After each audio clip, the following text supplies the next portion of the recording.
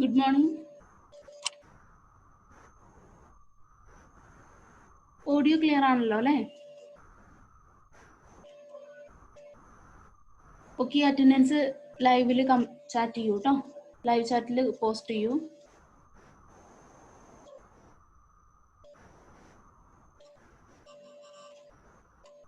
Okay, നമ്മൾ module 3യിലാണ് വന്ന് നിൽക്കുന്നത് അല്ലേ? കഴിഞ്ഞ ക്ലാസ്സിൽ നമ്മൾ സ്റ്റാൻഡേർഡ് പെനട്രേഷൻ ടെസ്റ്റും അതുപോലെ ജിയോ ഫിസിക്കൽ മെത്തേഡ്സും ആണ് പഠിച്ചത്.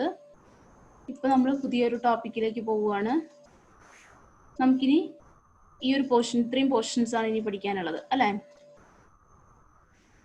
ഓക്കെ, അപ്പോൾ നിങ്ങളുടെ എക്സാം, സീരീസ് എക്സാം ഉണ്ടായിരിക്കും. നിങ്ങൾക്ക് ടൈം ടേബിൾ കിട്ടിയെന്ന് വിചാരിക്കുന്നു. ടൈം ടേബിൾ കിട്ടിയോ? ഗ്രൂപ്പിലിട്ടിരുന്നോ? ഒരു മിനിറ്റ്.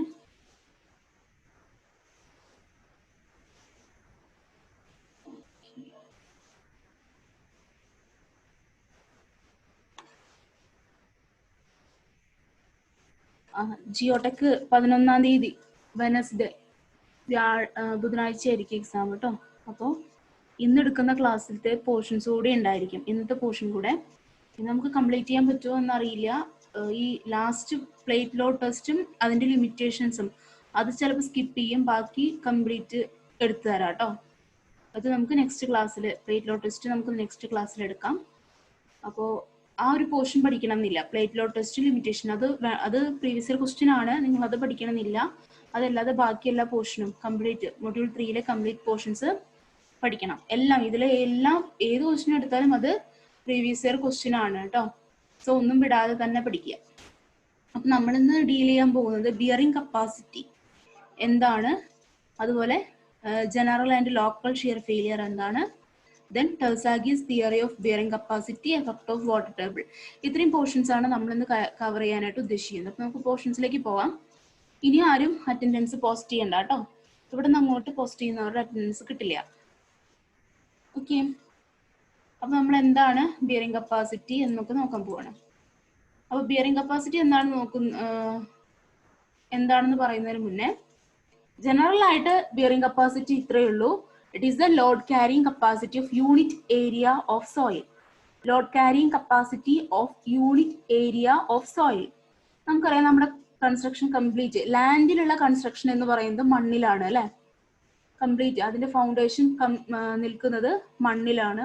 ഒരു ഏത് സ്ട്രക്ചർ എടുത്താലും ആ സ്ട്രക്ചറിന്റെ ലോഡ് കംപ്ലീറ്റ് ആയിട്ട് ഫൗണ്ടേഷനിലൂടെ സോയിലിലേക്കാണ് പോകുന്നത്. അപ്പൊ എത്ര വലിയ സ്ട്രക്ചർ ആണെങ്കിലും അതിനെ താങ്ങി നിർത്താനുള്ള കഴിവ് സോയിലിന് ഉണ്ടായിരിക്കണം. സോയില് സ്റ്റേബിൾ ആയിരിക്കണം, അതിന് ലോഡ് ക്യാരി ചെയ്യാനുള്ള കപ്പാസിറ്റി ഉണ്ടായിരിക്കണം. അപ്പൊ അതിനെയാണ് ബിയറിംഗ് കപ്പാസിറ്റി എന്നതുകൊണ്ട് ഉദ്ദേശിക്കുന്നത്. അപ്പൊ ഫൗണ്ടേഷൻ എന്താണെന്നൊന്നും നിങ്ങൾക്ക് ഡീപ്പായി പറഞ്ഞു തരേണ്ട കാര്യമൊന്നുമില്ല, കാരണം കൺസ്ട്രക്ഷൻ മെറ്റീരിയൽസിൽ നിങ്ങൾ ഡീറ്റെയിൽ ആയി പഠിച്ചിട്ടുള്ളതാണ്. എന്നിരുന്നാൽ പോലും നമുക്കിനി വരാൻ പോകുന്ന ജിയോടെക്കിന്റെ വരാൻ പോകുന്ന 4th മൊഡ്യൂളിൽ നമുക്ക് ഫൗണ്ടേഷനെ പറ്റി ഡീപ്പായി പഠിക്കാനുണ്ട്. അതിന് പുറമെ ഈ ഒരു മൊഡ്യൂളിൽ ഈ ഒരു പോർഷനിൽ നമുക്ക് എന്താണ് ബിയറിംഗ് കപ്പാസിറ്റി ഓഫ് സോയിൽ പറയുന്നതിന് മുന്നേ ഫൗണ്ടേഷനെ പറ്റി ജനറൽ ആയിട്ടൊന്ന് പറയുന്നു എന്ന് മാത്രം. It is the part of structure transmit the weight of structure to the ground. ഇതൊക്കെ നമുക്ക് അറിയാവുന്ന കാര്യങ്ങളാണല്ലേ. സ്ട്രക്ചറിന്റെ കംപ്ലീറ്റ് ലോഡിനെ സോയിലിലേക്ക് ട്രാൻസ്ഫർ ചെയ്യുന്ന ഒരു ഭാഗമാണ് എന്ത്, ഫൗണ്ടേഷൻ എന്ന് പറയുന്നത്. അല്ലെങ്കിൽ നമുക്ക് അതിന് സിമ്പിൾ ആയിട്ട് എന്തെന്ന് പറയാം, it is the connecting link between the structure and the ground. ഗ്രൗണ്ടും സ്ട്രക്ചറും തമ്മിലുള്ള കണക്ടിങ് ലിങ്കിനെയാണ് ഫൗണ്ടേഷൻ എന്ന് പറയുന്നത്.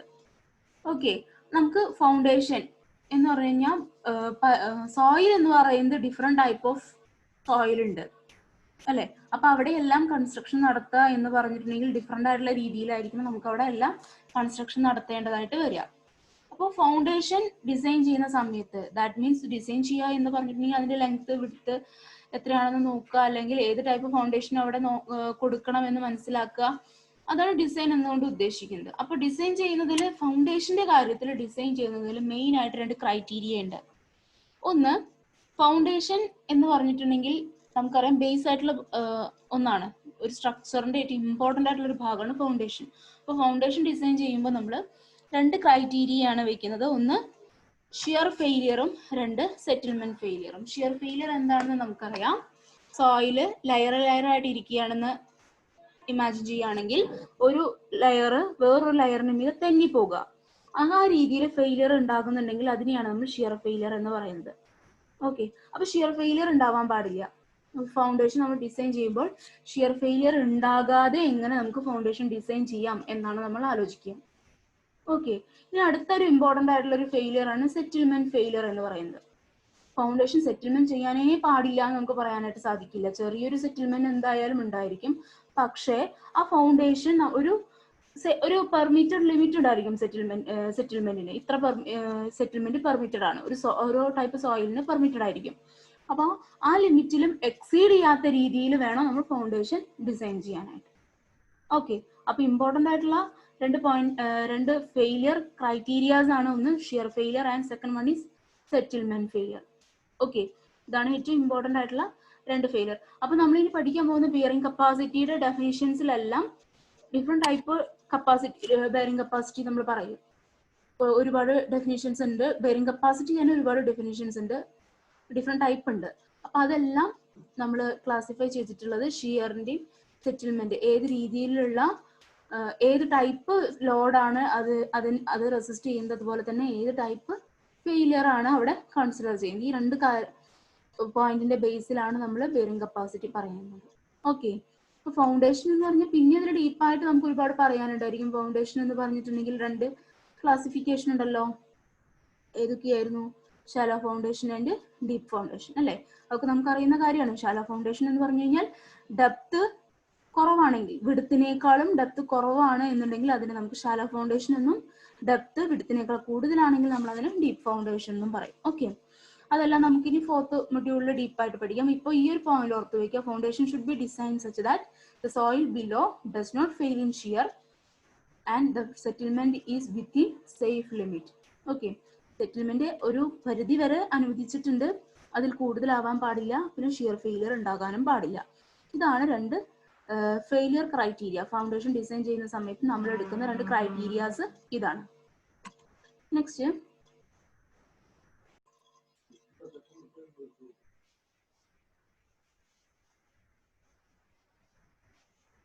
ഇപ്പൊ ഫൗണ്ടേഷനിലേക്കാണ് ലോഡ് കംപ്ലീറ്റ് വരുന്നതെന്ന് നമ്മൾ പറഞ്ഞു. ആ ലോഡിനെ താങ്ങി നിർത്താനുള്ള യൂണിറ്റ് ഏരിയ ഓഫ് സോയിലിന്റെ കപ്പാസിറ്റിനെ നമുക്ക് ബെയറിംഗ് കപ്പാസിറ്റി എന്ന് പറയാം അല്ലെ.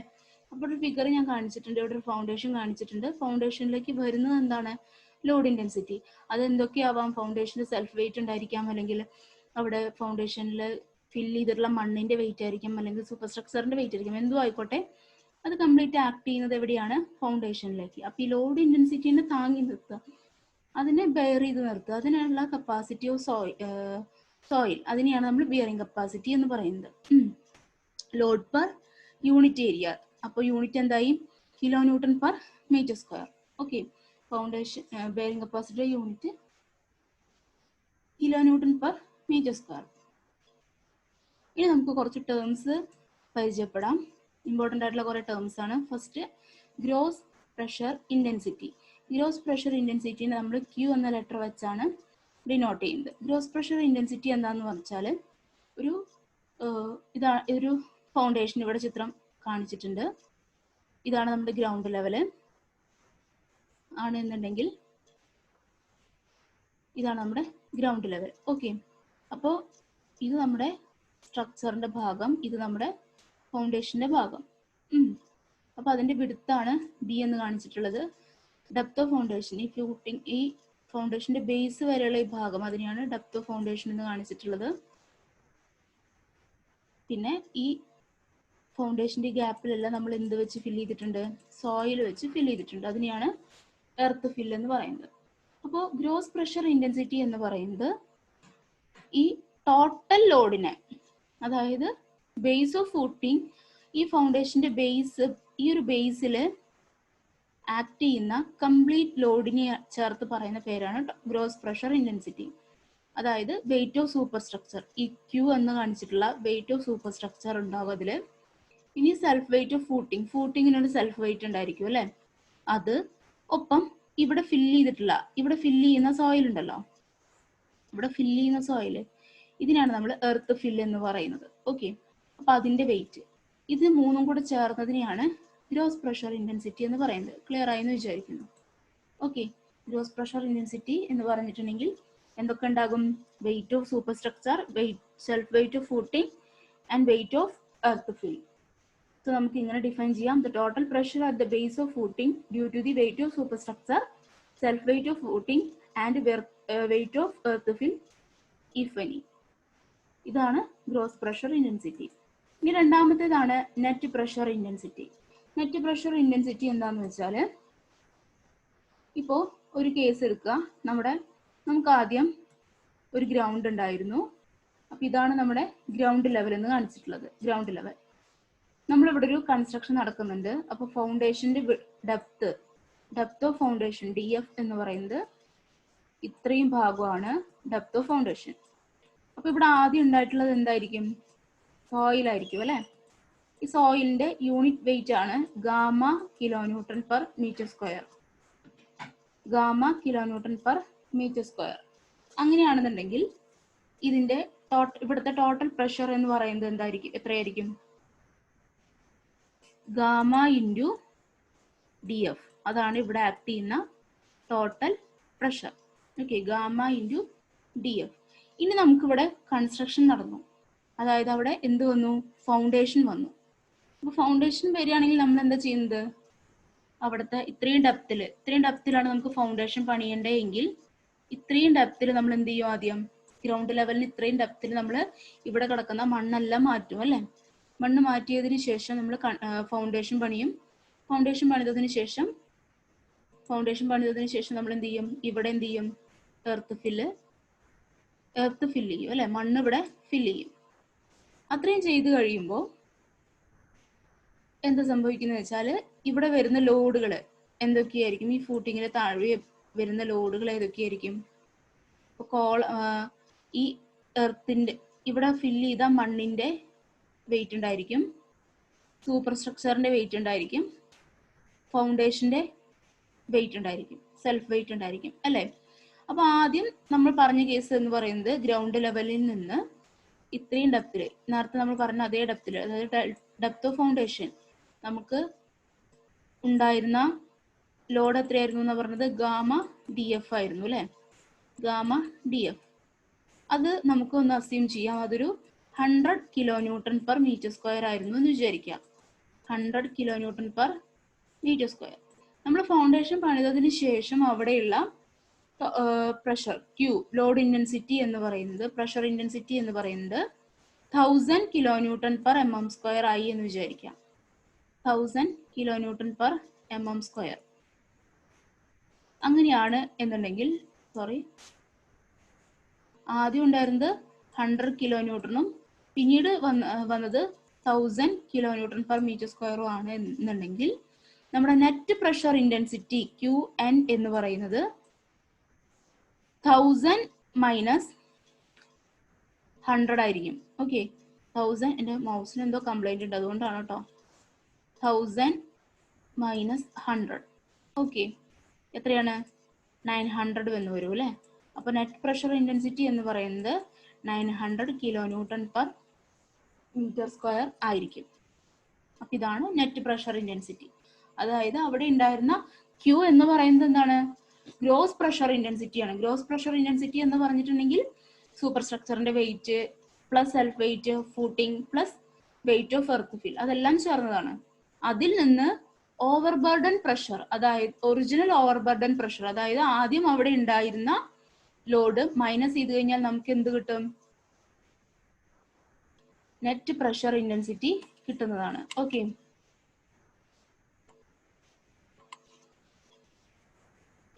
DF എന്ന് പറഞ്ഞു കഴിഞ്ഞാൽ ഡെപ്ത് ഓഫ് ഫൗണ്ടേഷൻ. അപ്പൊ രണ്ട് പ്രഷർ ഇന്റൻസിറ്റി ആണ് നമ്മൾ നിർബന്ധമായും ഓർത്തിരിക്കേണ്ടത്, ഗ്രോസ് പ്രഷർ ഇന്റൻസിറ്റിയും നെറ്റ് പ്രഷർ ഇന്റൻസിറ്റിയും. ഇനി ഈ പ്രഷർ ഇന്റൻസിറ്റിയും ഫെയിലിയർ ക്രൈറ്റീരിയാസ്, രണ്ട് ഫെയിലിയർ ക്രൈറ്റീരിയ ഉണ്ട്, ഒന്ന് ഷിയർ ഫെയിലിയറും ഒന്ന് സെറ്റിൽമെന്റ് ഫെയിലിയറും. ഇതിനെ രണ്ടിനെയും ആസ്പദമാക്കിയാണ് നമ്മൾ ഇനി ബിയറിംഗ് കപ്പാസിറ്റിനെ ഡിഫൈൻ ചെയ്യുന്നത്. അപ്പൊ ആദ്യം നമുക്ക് അവിടെ പഠിക്കാനുള്ള ഫസ്റ്റ് വൺ ആണ് ultimate bearing capacity. Ultimate bearing capacity നമ്മൾ ഡിനോട്ട് ചെയ്യുന്നത് QU എന്നാണ്. ഓക്കെ, അപ്പൊ QU അതായത് അൾട്ടിമേറ്റ് ബെയറിംഗ് കപ്പാസിറ്റി എന്താണെന്ന് വെച്ചാൽ the minimum gross pressure intensity at the base of foundation at which soil fails in shear. Okay, gross pressure intensity ആണ് ഓർക്കണം. അതായത് നമ്മുടെ ഫൗണ്ടേഷന് താങ്ങാവുന്ന minimum gross pressure intensity, shear ഫെയിലിയറിന് തൊട്ട് മുൻപ് വരെ നമ്മുടെ സോയിലിന് താങ്ങാൻ പറ്റുന്ന മിനിമം ഗ്രോസ് പ്രഷർ ഇന്റൻസിറ്റിനെയാണ് നമ്മൾ അൾട്ടിമേറ്റ് ബെയറിംഗ് കപ്പാസിറ്റി എന്ന് പറയുന്നത്. ഓക്കെ, ഇനി അതിന് തന്നെ നമുക്ക് വേറൊരു രീതിയിൽ ഡിഫൈൻ ചെയ്യാം. Maximum gross pressure intensity at the base of foundation at which soil does not fails in shear. Okay, shear failure ഉണ്ടാകാതിരിക്കാൻ അവിടെ ഉണ്ടാകേണ്ട ഷിയർ ഫെയിലിയർ ഉണ്ടാകാതിരിക്കാൻ അവിടെ വേണ്ട മാക്സിമം ഗ്രോസ് പ്രഷർ ഇന്റൻസിറ്റിനെയാണ് നമ്മൾ അൾട്ടിമേറ്റ് ബെയറിംഗ് കപ്പാസിറ്റി എന്ന് പറയുന്നത്. ഓക്കെ, അപ്പോൾ ഒന്നല്ലെങ്കിൽ ഷിയർ ഫെയിലിയറിന് തൊട്ട് മുൻപ് വരെ അതിന് താങ്ങാവുന്ന മിനിമം ഗ്രോസ് പ്രഷർ ഇന്റൻസിറ്റി, അല്ലെങ്കിൽ ഷിയർ ഫെയിലിയർ ഉണ്ടാകാതിരിക്കാൻ വേണ്ടി എത്ര മാക്സിമം ഗ്രോസ് പ്രഷർ ഇന്റൻസിറ്റി വേണോ അതാണ് അൾട്ടിമേറ്റ് ബെയറിംഗ് കപ്പാസിറ്റി എന്ന് ഉദ്ദേശിക്കുന്നത്. അപ്പൊ നമുക്ക് ഇതാണ് ഫൗണ്ടേഷൻ എങ്കിൽ ഇവിടെ വരുന്ന ലോഡ് നമ്മൾ ഏതെടുക്കുന്നത്, ഗ്രോസ് പ്രഷർ ഇന്റൻസിറ്റിയാണ് നമ്മൾ ഇവിടെ എടുക്കുന്നത്, ക്യൂ. ഓക്കെ, അപ്പൊ ഈ ക്യൂ അതായത് ഗ്രോസ് പ്രഷർ ഇന്റൻസിറ്റിനെ താങ്ങി നിർത്താനുള്ള സോയിലിന്റെ കപ്പാസിറ്റി, അതാണ് QU, ultimate bearing capacity. Okay, അടുത്ത ബെയറിംഗ് കപ്പാസിറ്റി പറയുമ്പോൾ നിങ്ങൾക്ക് ഒന്നുകൂടെ ക്ലിയർ ആവും. രണ്ടാമത്തേതാണ് നെറ്റ് അൾട്ടിമേറ്റ് ബെയറിംഗ് കപ്പാസിറ്റി. അപ്പോൾ അവിടെ ആക്ട് ചെയ്യുന്ന പ്രഷർ ഇന്റൻസിറ്റി ഏതാണ്, നെറ്റ് പ്രഷർ ഇന്റൻസിറ്റി ആണ്. അതായത് ഗ്രോസ് പ്രഷർ ഇന്റൻസിറ്റിയിൽ നിന്ന് ഗാമ DF മൈനസ് ചെയ്തത്, അതായത് ഓവർ ബർഡൻ പ്രഷർ മൈനസ് ചെയ്തത്, അതാണല്ലോ നെറ്റ് പ്രഷർ ഇന്റൻസിറ്റി. അപ്പൊ നമുക്ക് ഇങ്ങനെ പറയാം, it is the minimum net pressure intensity at the base of foundation at which soil fails in shear. Shear ഫെയിലിന് തൊട്ട് മുന്നേ വരെയുള്ള മിനിമം നെറ്റ് പ്രഷർ ഇന്റൻസിറ്റി, അതിനെയാണ് നെറ്റ് അൾട്ടിമേറ്റ് ബെയറിംഗ് കപ്പാസിറ്റി എന്നുകൊണ്ട് ഉദ്ദേശിക്കുന്നത്. നമ്മൾ ഡിനോട്ട് ചെയ്യുന്നത് QNU, net ultimate bearing capacity. അല്ലെങ്കിൽ നമുക്ക് ഇതിന് വേറൊരു രീതിയിൽ ഡിഫൈൻ ചെയ്യാം, the maximum net pressure intensity at the base of foundation at which the soil does not fails in shear. Okay, ഇനി നമുക്ക് ഇതിനെ ഇക്വേഷൻ ആക്കിയിട്ട് എഴുതാം. QNU എന്ന് പറയുന്നത് QU minus gamma DF. QNU എന്ന് പറയുന്നത് QU മൈനസ് ഗാമ DF. അപ്പൊ ഇതാണ് നമ്മുടെ ഫൗണ്ടേഷൻ എങ്കിൽ ഇവിടെ നേരത്തെ അൾട്ടിമേറ്റ് ബെയറിംഗ് കപ്പാസിറ്റിയിൽ നേരത്തെ ഇവിടെ എന്തായിരുന്നു, ഗ്രോസ് പ്രഷർ ഇന്റൻസിറ്റി ആയിരുന്നു അല്ലെ. അപ്പൊ അതിനെ ബെയർ ചെയ്ത് നിർത്താൻ എന്തായിരുന്നു, അൾട്ടിമേറ്റ് ബെയറിംഗ് കപ്പാസിറ്റി ആയിരുന്നു, QU ആയിരുന്നു. ഇവിടെ എന്താണ്, നെറ്റ് പ്രഷർ ഇന്റൻസിറ്റി ആണ് വരുന്നത്. അപ്പൊ അതിനെ താങ്ങി നിർത്താൻ എന്താ വേണ്ടത്, QNU, net ultimate bearing capacity, QNU ആണ് വേണ്ടത്. ഓക്കെ, ക്ലിയർ ആയോ? അൾട്ടിമേറ്റ് ബെയറിംഗ് കപ്പാസിറ്റി ആണ് എന്നുണ്ടെങ്കിൽ അവിടെ ഗ്രോസ് പ്രഷർ ഇന്റൻസിറ്റിനെ ബേസ് ചെയ്താണ് പറയുന്നത്. ഷിയർ ഫെയിലിയർ ഉണ്ടാകുന്നതിന് തൊട്ട് മുൻപ് വരെയുള്ള net pressure intensity, gross pressure intensity, അതായിരുന്നു അൾട്ടിമേറ്റ് ബെയറിംഗ് കപ്പാസിറ്റി. ഇനി ഷിയർ ഫെയിലിയർ ഉണ്ടാകുന്നതിന് തൊട്ട് മുന്നേ വരെ സോയിലിന് എടുക്കാൻ പറ്റുന്ന നെറ്റ് പ്രഷർ ഇന്റൻസിറ്റിനെയാണ് നെറ്റ് അൾട്ടിമേറ്റ് ബെയറിംഗ് കപ്പാസിറ്റി എന്ന് പറയുന്നത്. ഇനി അടുത്തതാണ് നെറ്റ് സേഫ് ബെയറിംഗ് കപ്പാസിറ്റി. ഇവിടെ എന്താന്ന് വെച്ചാൽ തൊട്ട് മുന്നേ നമ്മൾ പറഞ്ഞ രണ്ടെണ്ണത്തിലും ഷിയർ ഫെയിലിയർ ആകുന്നതിന് തൊട്ട് മുൻപുള്ളതായിരുന്നു പരിഗണിച്ചിരുന്നത് അല്ലെ. ഓക്കെ, ഇവിടെ എന്താന്ന് വെച്ചാൽ ഫെയിൽ ആകുന്നതിന് തൊട്ട് മുൻപ് എന്നല്ല, സേഫ് ആയിട്ട് എത്ര നെറ്റ് പ്രഷർ ഇന്റൻസിറ്റി അതിനെടുക്കാൻ പറ്റും എന്നാണ്. ഓക്കെ, സേഫ് ആയിട്ട് എത്ര നെറ്റ് പ്രഷർ ഇന്റൻസിറ്റി, അത് ശ്രദ്ധിക്കണം. ഗ്രോസ് പ്രഷർ ഇന്റൻസിറ്റി അല്ല, പേരിൽ നിന്ന് തന്നെ നമുക്ക് കിട്ടും നെറ്റ് പ്രഷർ ഇന്റൻസിറ്റി ആണ് ഇവിടെ എടുക്കുന്നത്. It is the net pressure which can be safely applied to the soil without shear failure. Shear failure മാത്രമാണ് നമ്മൾ ഇവിടെയും കൺസിഡർ ചെയ്യുന്നത്, സെറ്റിൽമെന്റ് ഫെയിലിയർ അല്ല കൺസിഡർ ചെയ്യുന്നത്. ഷിയർ ഫെയിലിയർ ഇല്ലാതെ ആ സോയിലിന് എടുക്കാൻ പറ്റുന്ന, സേഫ് ആയിട്ട് എടുക്കാൻ പറ്റുന്ന നെറ്റ് പ്രഷർ ഇന്റൻസിറ്റി ആണ് net safe bearing capacity, QNS എന്നതുകൊണ്ട് ഉദ്ദേശിക്കുന്നത്. അപ്പൊ സേഫ് ആയിട്ട് ഇതിനെടുക്കാൻ പറ്റുന്നതാണ് എന്നുള്ളതുകൊണ്ട് നമ്മൾ അതിനെ നെറ്റ് അൾട്ടിമേറ്റ് ബെയറിംഗ് കപ്പാസിറ്റിനെ ഫാക്ടർ ഓഫ് സേഫ്റ്റി കൊണ്ട് ഡിവൈഡ് ചെയ്ത് കഴിഞ്ഞാൽ നമുക്ക് നെറ്റ് സേഫ് ബെയറിംഗ് കപ്പാസിറ്റി കിട്ടും. അതായത് QNS is equal to QNU by F. Factor of safety F എന്ന് പറയുന്നത് ഇവിടെ ഫൗണ്ടേഷന്റെ കേസിൽ നമ്മൾ 3 ആണ് സാധാരണ എടുക്കുന്നത്. ഓക്കെ, അപ്പൊ ഫാക്ടർ ഓഫ് സേഫ്റ്റി 3 എന്ന് പറയുന്നത് ഒരുപാട് കൂടുതലാണ്. എന്താണെന്ന് വെച്ചാൽ മണ്ണിന്റെ അടിയിലാണല്ലോ ഫൗണ്ടേഷൻ അല്ലേ, അപ്പൊ അതിന്റെ ഫെയിലിയർ അല്ലെങ്കിൽ ക്രാക്ക് ഒക്കെ കാണാൻ നമുക്ക് ബുദ്ധിമുട്ടാണ്. അപ്പൊ നമ്മൾ എന്ത് ചെയ്യും, ഫാക്ടർ ഓഫ് സേഫ്റ്റി കൂട്ടിക്കൊടുക്കും. ഓക്കെ, അപ്പോൾ നെറ്റ് അൾട്ടിമേറ്റ് ബെയറിംഗ് കപ്പാസിറ്റീനെ ഫാക്ടർ ഓഫ് സേഫ്റ്റി കൊണ്ട് ഡിവൈഡ് ചെയ്ത് കഴിഞ്ഞാൽ നമുക്ക് എന്ത് കിട്ടും, നെറ്റ് സേഫ് ബെയറിംഗ് കപ്പാസിറ്റി കിട്ടും. ഓക്കെ, അടുത്തതാണ് gross safe bearing capacity, QS. Okay, ഇതെന്ന് പറയുന്നത് it is the maximum gross pressure. നേരത്തെ നെറ്റ് പ്രഷർ ആയിരുന്നു, ഇപ്പൊ പറയുന്നത് gross pressure which the soil can carry safely without shear failure. Shear failure ഇല്ലാതെ ആ സോയിലിന് ക്യാരി ചെയ്യാൻ പറ്റുന്ന മാക്സിമം ഗ്രോസ് പ്രഷർ ഇന്റൻസിറ്റിനെയാണ് നമ്മൾ ഗ്രോസ് സേഫ് ബെയറിംഗ് കപ്പാസിറ്റി എന്നതുകൊണ്ട് ഉദ്ദേശിക്കുന്നത്.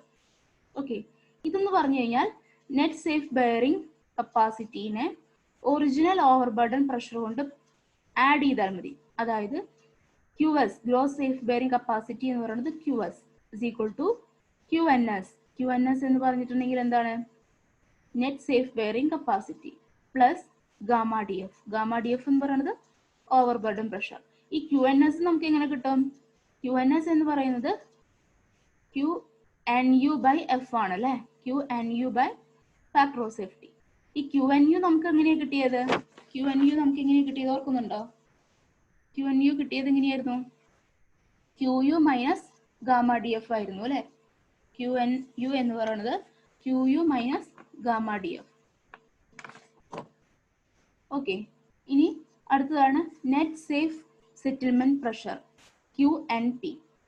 It is the net pressure which the soil can carry without exceeding the allowable settlement. ഇപ്പോഴാണ് നമ്മൾ settlement criteria കൊണ്ടുവന്നത്. എവിടെ, നെറ്റ് സേഫ് സെറ്റിൽമെന്റ് പ്രഷറിൽ. അതായത് അലവബിൾ സെറ്റിൽമെന്റിൽ കൂടുതൽ സെറ്റിൽമെന്റ് ഉണ്ടാകാതെ ഒരു സോയിലിന് ക്യാരി ചെയ്യാൻ പറ്റുന്ന നെറ്റ് പ്രഷർ ഇന്റൻസിറ്റി, അതിനെയാണ് നെറ്റ് സേഫ് സെറ്റിൽമെന്റ് പ്രഷർ എന്നുകൊണ്ട് ഉദ്ദേശിക്കുന്നത്. അവിടെ എന്തുണ്ടാവാൻ പാടില്ല, എക്സീഡിങ് സെറ്റിൽമെന്റ് ഉണ്ടാവാനായിട്ട് പാടില്ല. അപ്പൊ എക്സീഡിങ് സെറ്റിൽമെന്റ് ഉണ്ടാകാതെ ആ സോയിലിന് എത്രത്തോളം നെറ്റ് പ്രഷർ ഇന്റൻസിറ്റിനെ ക്യാരി ചെയ്യാൻ പറ്റും, അതിനെയാണ് നെറ്റ് സേഫ് സെറ്റിൽമെന്റ് പ്രഷർ എന്നുകൊണ്ട് ഉദ്ദേശിക്കുന്നത്. ഓക്കെ, സാധാരണ കേസിൽ നമ്മൾ കൊടുക്കുന്ന അലവബിൾ സെറ്റിൽമെന്റ് എന്ന് പറയുന്നത് 25 to 40 ആണ്. ഓക്കെ, 25 to 40 mm വരെ സെറ്റിൽമെന്റ് ഉണ്ടാകാം. സോയിലിൽ എന്തായാലും സെറ്റിൽമെന്റ് ലോഡ് വന്നു കഴിഞ്ഞിട്ടുണ്ടെങ്കിൽ ചെറിയൊരു സെറ്റിൽമെന്റ് എന്തായാലും ഉണ്ടായിരിക്കും. അത് നമ്മൾ അലൗ ചെയ്തിട്ടുള്ളത് 25 to 40 mm വരെ അലൗ ചെയ്തിട്ടുണ്ട്. അതിൽ കൂടുതലാണ് ഉണ്ടാവാൻ പാടില്ലാത്തത്. ഓക്കെ, നെറ്റ് സേഫ് സെറ്റിൽമെന്റിന് നമുക്ക് യൂണിറ്റ് സോയിൽ പ്രഷർ അല്ലെങ്കിൽ സേഫ് ബെയറിംഗ് പ്രഷർ എന്നുകൂടെ പറയാം. ഇനി അടുത്തതാണ് നെറ്റ് അലവബിൾ ബെയറിംഗ് പ്രഷർ അല്ലെങ്കിൽ അലവബിൾ ബെയറിംഗ് പ്രഷർ എന്നൊക്കെ ഇതിനെ പറയും. QNA എന്നാണ് ഇതിനെ ഡിനോട്ട് ചെയ്യുന്നത്. ഇതെന്താന്ന് വെച്ചാൽ അലവബിൾ സെറ്റിൽമെന്റ് ഉണ്ടാകാതെയും അതുപോലെ നെറ്റ് ഷിയർ ഫെയിലിയർ ഉണ്ടാകാതെ രണ്ടും കൺസിഡർ ചെയ്യുന്നുണ്ട്.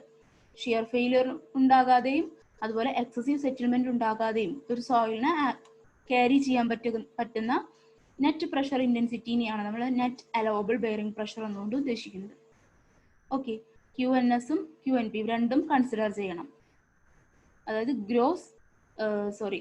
സേഫ് ബെയറിംഗ് കപ്പാസിറ്റിയും നെറ്റ് സേഫ് ബെയറിംഗ് കപ്പാസിറ്റി അതുപോലെ നെറ്റ് സേഫ് സെറ്റിൽമെന്റ് പ്രഷർ, ഇത് രണ്ടും നമ്മൾ കൺസിഡർ ചെയ്യും. എന്നിട്ട് അതിലെ സ്മോളർ വാല്യൂ ഏതാണോ അതാണ് ഡിസൈന് വേണ്ടി എടുക്കുന്നത്. അപ്പോൾ ഒരു ഫൗണ്ടേഷൻ ഡിസൈൻ ചെയ്യണമെങ്കിൽ നമ്മൾ ഇതിൽ ഏത് ബെയറിംഗ് കപ്പാസിറ്റി വേണം കൺസിഡർ ചെയ്യാനായിട്ട്, നെറ്റ് അലവബിൾ ബെയറിംഗ് കപ്പാസിറ്റി വേണം കൺസിഡർ ചെയ്യാൻ. ഈ 8ാമത്തെ ഡെഫിനിഷൻ ഉണ്ടല്ലോ, ഇതാണ് നമ്മൾ ഡിസൈനിന്റെ കേസിൽ നമ്മൾ ഇതാണ് കൺസിഡർ ചെയ്യുക. കാരണം എന്താണ്, ഫൗണ്ടേഷന് ഷിയർ ഫെയിലിയർ ഉണ്ടാവാൻ പാടില്ല, സെറ്റിൽമെന്റ് ഉണ്ടാവാനും പാടില്ല. അപ്പൊ അത് രണ്ടും കൺസിഡർ ചെയ്യുന്നത് ഇതിലാണ്, നെറ്റ് അലവബിൾ ബെയറിംഗ് പ്രഷറിലാണ്. അപ്പൊ ഡിസൈൻ പർപ്പസിൽ നമ്മൾ ഏതാണ് എടുക്കുന്നത്, ഈ നെറ്റ് അലവബിൾ ബെയറിംഗ് പ്രഷർ ആണ് എടുക്കുന്നത്. ഓക്കെ, അപ്പൊ ഇത്രയാണ് സെറ്റിൽമെന്റ് ബെയറിംഗ് കപ്പാസിറ്റിയിൽ നമുക്ക് പഠിക്കാനുള്ളത്. ഫസ്റ്റ് തന്നെ 2 പ്രഷർ ഇന്റൻസിറ്റി പഠിക്കാനുണ്ടായിരുന്നു, ഗ്രോസ് പ്രഷർ ഇന്റൻസിറ്റിയും നെറ്റ് പ്രഷർ ഇന്റൻസിറ്റിയും. ഗ്രോസ് പ്രഷർ ഇന്റൻസിറ്റി എന്ന് പറഞ്ഞാൽ സൂപ്പർ സ്ട്രക്ചറിന്റെ ലോഡ് വരും, സെൽഫ് വെയിറ്റ് ഫൂട്ടിംഗ് വരും, എർത്ത് ഫില്ലിന്റെ വെയിറ്റ് വരും. ഇത് മൂന്നും കൂടെ ചേർന്നാണ്. ആ ഗ്രോസ് പ്രഷർ ഇന്റൻസിറ്റിയിൽ നിന്ന് overburden pressure gamma DF minus ചെയ്ത് കഴിഞ്ഞാൽ നമുക്ക് എന്ത് കിട്ടി, നെറ്റ് പ്രഷർ ഇന്റൻസിറ്റി കിട്ടി. പിന്നെ നമ്മൾ അൾട്ടിമേറ്റ് ബെയറിംഗ് കപ്പാസിറ്റി പഠിച്ചു അല്ലെ. അൾട്ടിമേറ്റ് ബെയറിംഗ് കപ്പാസിറ്റി എന്ന് പറഞ്ഞാൽ എന്തായിരുന്നു, ഷിയർ ഫെയിലിയർ ഉണ്ടാകാതെ അതിന് എടുക്കാൻ പറ്റുന്ന മാക്സിമം ഗ്രോസ് പ്രഷർ ഇന്റൻസിറ്റി അല്ലെ. നെറ്റ് അൾട്ടിമേറ്റ് ബെയറിംഗ് കപ്പാസിറ്റി എന്തായിരുന്നു? ഷിയർ ഫെയിലിയർ ഇല്ലാതെ അതിനെടുക്കാൻ പറ്റുന്ന മാക്സിമം നെറ്റ് പ്രഷർ ഇന്റൻസിറ്റി ആയിരുന്നു. ഓക്കെ, ഇനി നെറ്റ് സേഫ് ബെയറിംഗ് കപ്പാസിറ്റി എന്തായിരുന്നു? അവിടെ സേഫ് ആയിട്ട് ഷിയർ ഫെയിലിയർ ഒന്നും ഇല്ലാതെ സേഫ് ആയിട്ട് അതിന് എത്രത്തോളം നെറ്റ് പ്രഷർ എടുക്കാൻ പറ്റുമോ അതായിരുന്നു അല്ലെ. അപ്പോഴായിരുന്നു നമ്മളൊരു ഫാക്ടർ ഓഫ് സേഫ്റ്റി കൊണ്ട് ഡിവൈഡ് ചെയ്തത്. എന്തിനെ? നെറ്റ് അൾട്ടിമേറ്റ് ബെയറിംഗ് കപ്പാസിറ്റീനെ ഫാക്ടർ ഓഫ് സേഫ്റ്റി കൊണ്ട് ഡിവൈഡ് ചെയ്ത് കഴിഞ്ഞാൽ നമുക്ക് നെറ്റ് സേഫ് ബെയറിംഗ് കപ്പാസിറ്റി കിട്ടും. പിന്നെ പഠിച്ചത് ഗ്രോസ് സേഫ് ബെയറിംഗ് കപ്പാസിറ്റി ആയിരുന്നു. അതെന്തായിരുന്നു? നമ്മുടെ QNU അല്ലെങ്കിൽ QNSനോട് കൂടി ഓവർബർഡൻ പ്രഷർ ആഡ് ചെയ്തത് അല്ലെ. പിന്നെ നെറ്റ് സേഫ് സെറ്റിൽമെന്റ് പ്രഷറും പഠിച്ചു. ഇപ്പോൾ നെറ്റ് അലവബിൾ ബെയറിംഗ് പ്രഷറും പഠിച്ചു. അങ്ങനെ 8 ഡെഫിനേഷൻസ് ആണ്. കൺഫ്യൂഷൻ ആയി പോവരുത്, പഠിച്ചെടുക്കണം കേട്ടോ. അടുത്തതാണ് principal modes of shear failure. ഏതൊക്കെ രീതിയിലുള്ള ഷിയർ ഫെയിലിയേഴ്സ് ആണ്? ഷിയർ ഫെയിലിയർ നമ്മൾ പറഞ്ഞിരുന്നു തെന്നി പോകുന്ന പ്രശ്നമായിരുന്നു അല്ലെ. ഒരു ലെയർ വേറൊരു ലെയറിന് മീതെ സ്ലൈഡ് ചെയ്ത് പോകുന്ന ഫെയിലിയർ ആണ് ഷിയർ ഫെയിലിയർ ആണെന്ന് നമ്മൾ പഠിച്ചിരുന്നു. അതിൽ ഇമ്പോർട്ടൻ്റ് ആയിട്ട് നമ്മൾക്ക് 3 തരത്തിലുള്ള ഷിയർ ഫെയിലിയേഴ്സ് ആണുള്ളത്. General shear failure, local shear failure and punching shear failure. അപ്പൊ ഇതൊക്കെ എന്താണെന്ന് നമുക്ക് നോക്കാം. First one, general shear failure. അതായത് നമ്മുടെ ഫൗണ്ടേഷൻ ഡെൻസ് സാൻഡിലോ സ്റ്റിഫ് ആയിട്ടുള്ള ക്ലേയിലോ ആണെന്ന് വിചാരിക്കാം. ഡെൻസ് സാൻഡിലോ സ്റ്റിഫ് ആയിട്ടുള്ള ക്ലേയിലോ ആണെന്ന് വിചാരിക്കാം. അങ്ങനെയാണെന്നുണ്ടെങ്കിൽ എന്തായാലും ഒരു ചെറിയൊരു സെറ്റിൽമെന്റ് എന്തായാലും ഉണ്ടായിരിക്കും അല്ലെ. അപ്പൊ ആ സെറ്റിൽമെന്റും കൂടെ കഴിഞ്ഞതിന് ശേഷം പിന്നെന്താ സംഭവിക്കുക? ഈ ഒരു കേസിലാണ് എന്നുണ്ടെങ്കിൽ ഫെയിലിയർ ഉണ്ടാകും. അപ്പോൾ ഒരുപാട് ലോഡാണ് വരുന്നതെങ്കിൽ, ഇവിടെ വരുന്ന ലോഡ് ഒരുപാട് ഉണ്ട് എന്നുണ്ടെങ്കിൽ എന്ത് സംഭവിക്കും? അത് ഫെയിലിയർ ആവാനായിട്ട് തുടങ്ങും. അപ്പൊ ആ ഫെയിലിയർ ആകുന്ന എങ്ങനെയാ വെച്ചാൽ, ഇപ്പൊ ഒരു ലോഡ് വരികയാണെന്നുണ്ടെങ്കിൽ ആദ്യം ഒന്ന് സെറ്റിൽ ചെയ്യും, കുറച്ച് ഭാഗം ഇതുപോലെ സെറ്റിൽ ചെയ്ത് പോകും. ആ സെറ്റിൽ ചെയ്തതിന് ശേഷം പിന്നെയും ലോഡ് വരികയാണെന്നുണ്ടെങ്കിൽ, ജനറൽ ഷിയർ ഫെയിലിയറിന്റെ കേസിലാണെന്നുണ്ടെങ്കിൽ ഒരു വെൽ ഡിഫൈൻഡ് ഫെയിലിയർ പാറ്റേൺ തന്നെ ഉണ്ടാകും. കണ്ടോ? ഈ ഒരു രീതിയിൽ വെൽ ഡിഫൈൻഡ് ഫെയിലിയർ പാറ്റേൺ തന്നെ ഉണ്ടായിരിക്കും. അതുപോലെ ഫെയിലിയർ സർഫസ് എന്ന് പറയുന്നത് ഇതാണ് നമ്മുടെ ഫെയിലിയർ സർഫസ്. ഈ ഒരു കേസിലെ ഫെയിലിയർ സർഫസ് എന്ന് പറയുന്നത് ഇതാണ്. ഇതെന്ത് ചെയ്യും? ഇത് ഗ്രൗണ്ടിലേക്ക് എക്സ്റ്റെൻഡ് ചെയ്യും. നമുക്ക് ഗ്രൗണ്ട് സർഫസിലേക്ക് എക്സ്റ്റെൻഡ് ചെയ്യും. അപ്പോൾ നമ്മുടെ ഫൗണ്ടേഷൻ താഴേക്ക് ഇങ്ങനെ ഫെയിലിയർ സംഭവിച്ച് ഇറങ്ങി വരികയാണ് എന്നുണ്ടെങ്കിൽ 2 സൈഡിലും ഹീവിങ് ഉണ്ടാവും. ഹീവിങ് എന്ന് വെച്ചാൽ മൺകൂന. ഇവിടെ ഒരു കൂന പോലെ മണ്ണ് ഇങ്ങനെ പൊന്തി നിൽക്കുന്നതായി നമുക്ക് കാണാനായിട്ട് സാധിക്കും. നമ്മുടെ ഫൗണ്ടേഷന്റെ 2 സൈഡിലും മണ്ണ് ഇതുപോലെ പൊന്തി നിൽക്കുന്നതായിട്ട് കാണാനായിട്ട് സാധിക്കും. അത് വളരെ ക്ലിയർ ആയിട്ട് തന്നെ ജനറൽ ഷിയർ ഫെയിലിയർ നമുക്ക് കാണാനായിട്ട് സാധിക്കും. അപ്പൊ ഇത് സംഭവിക്കുന്നത് ഏതിലാണ്? ഡെൻസ് സാൻഡിലോ സ്റ്റിഫ് ക്ലേയിലോ ആയിരിക്കും. ജനറൽ ഷിയർ ഫെയിലിയർ സംഭവിക്കുന്നത് അപ്പോൾ ഡെൻസ് സാൻഡിലോ അല്ലെങ്കിൽ സ്റ്റിഫ് ആയിട്ടുള്ള ക്ലേയിലോ ആയിരിക്കും. അപ്പോൾ ലോഡ് വരികയാണെന്നുണ്ടെങ്കിൽ ആദ്യം അതിനെന്തായാലും ഒരു ചെറിയൊരു സെറ്റിൽമെന്റ് ഉണ്ടായിരിക്കും. അതിനുശേഷം അതിനകത്തേക്ക് ഒരുപാട് ലോഡ് വരുന്നുണ്ട് എന്നുണ്ടെങ്കിൽ ഫെയിലിയർ സംഭവിക്കും അല്ലെ. ഷിയർ ഫെയിലിയർ സംഭവിക്കും.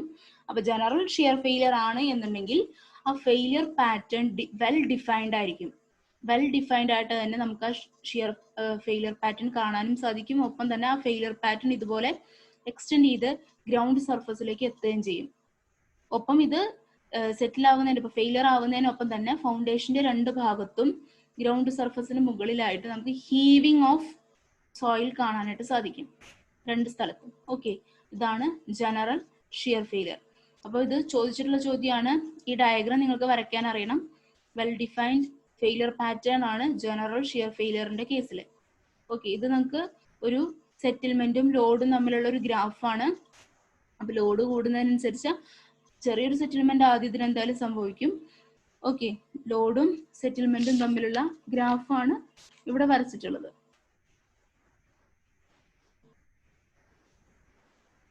Next one